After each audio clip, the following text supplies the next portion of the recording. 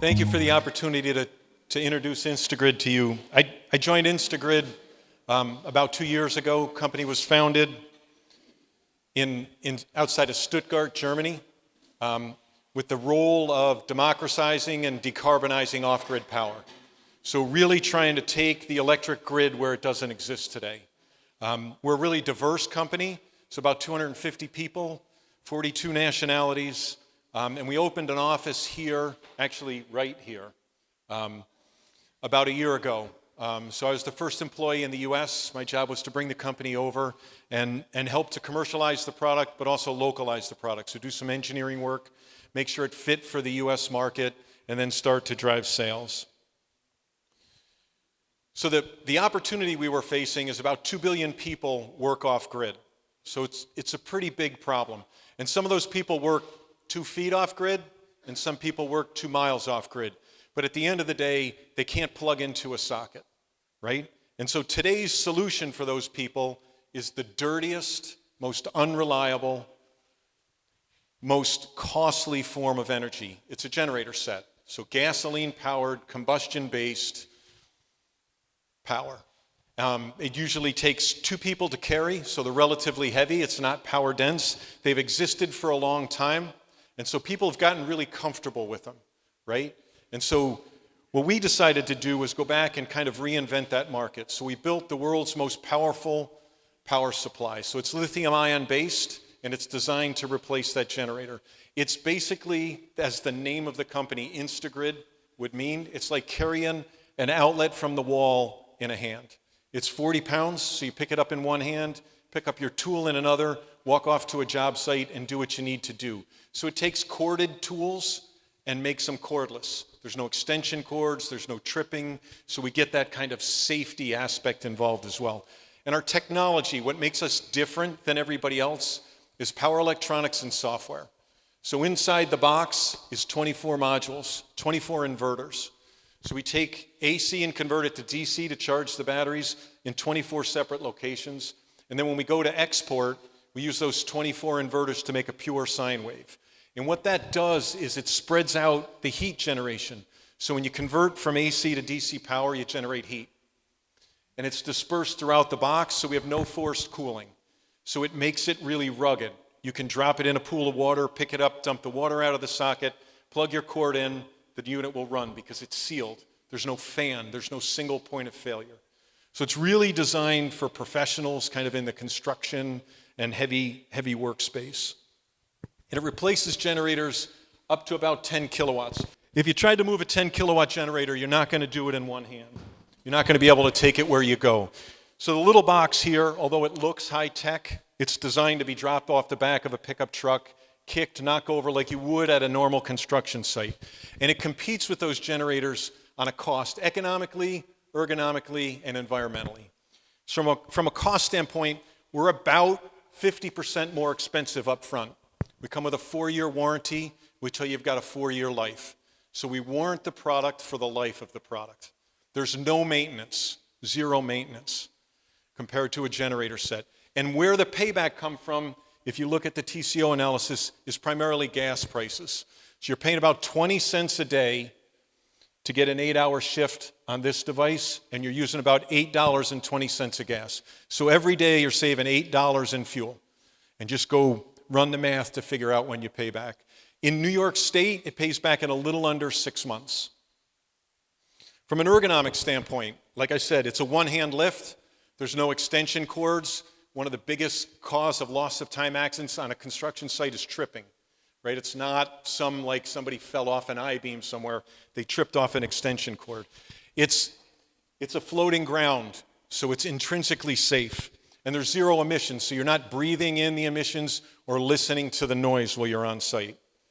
And lastly, it's 97% lower CO2 emissions on a life cycle analysis basis. So that's from the mine all the way through recycling, 97% reduction in CO2. It's proven technology. So the product that was designed for Europe, we've shipped about 60,000 of them into that market as we're starting to launch here. And we're just starting here in the US. Our core markets are construction, utilities, media, film, media, and events, emergency services, and then finally service and maintenance activities. And what we really need from the group, we did a Series C in January, so from a financing standpoint, we're set. What we need from the group is connections into those markets to help us drive adoption and spur sales so that we can kind of go off and grow, take the next step in growth. Thank you very much for your time.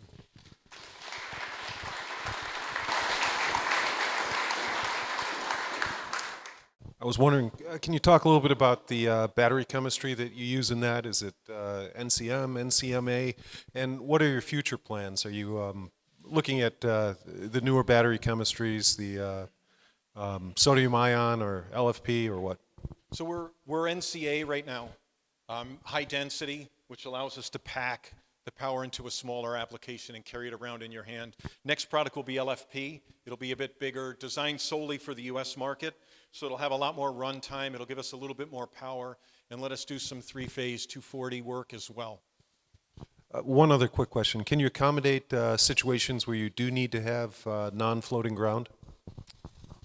We not on this product. This is strictly floating, but on the next product, you'll be able to ground it. Thank you for the great presentation tonight. Just out of curiosity, there are some products in the market. I believe EcoFlow is one line amongst others that have these I'm going to call them storage appliances.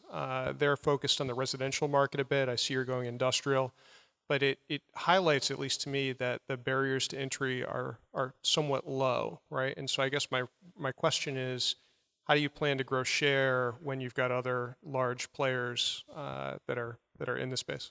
So I think the real differentiation for Instagrid is the pure sine wave. So we build a really pure sine wave, and that's around the software. And then we can peak to 18 kilowatts. So if you compare us like to an EcoFlow, so there's a couple of things. They're going to be a block battery with a block inverter. And so they've got forced air cooling. And so if you've ever seen them, they're really cool. It's a nice product. It's really good for residential, and I would call it semi-professional users. But they'll build a little jacket for it. So if it's going to go out in the rain, you got to put it in a little raincoat and cover it up so that the water doesn't get kind of baked into it. Ours is designed to go outside, really designed for that more professional player. In our space, the competitor is Milwaukee. So Milwaukee Tool came out with a roll-on.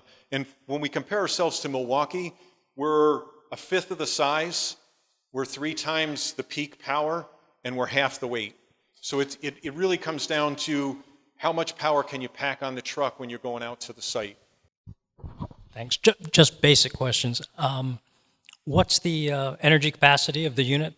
2.1 kilowatt hours. 2.1 kilowatt hours. Is the storage, and the power output is rated at 3 kilowatts, 3,600 watts. Right. So have you encountered any applications that kind of sit with a higher energy requirement? So total time or higher power?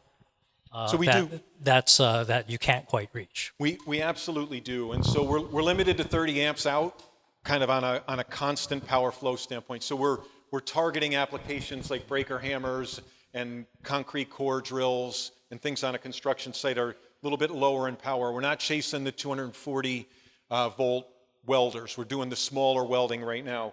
From a length of duration, with a battery system, what you want to do is you want to get through an 8-hour shift, and then you want the battery to be dead.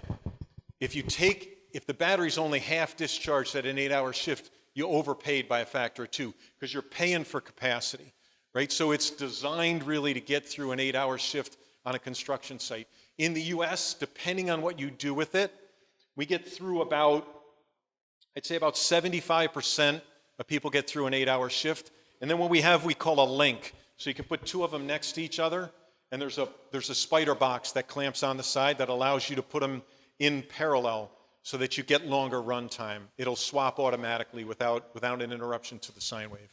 Do customers have to figure out how to do end-of-life recycling, or do you have a solution to that in-house? No, we bring it back. So we give them a core charge on the next product they buy. So at the end of life, which again is 4 years from now for us, you would call us, we would make sure it gets taken away, and we would reuse all the parts that we can reuse, and we'd give you credit on a product that you're going to buy next.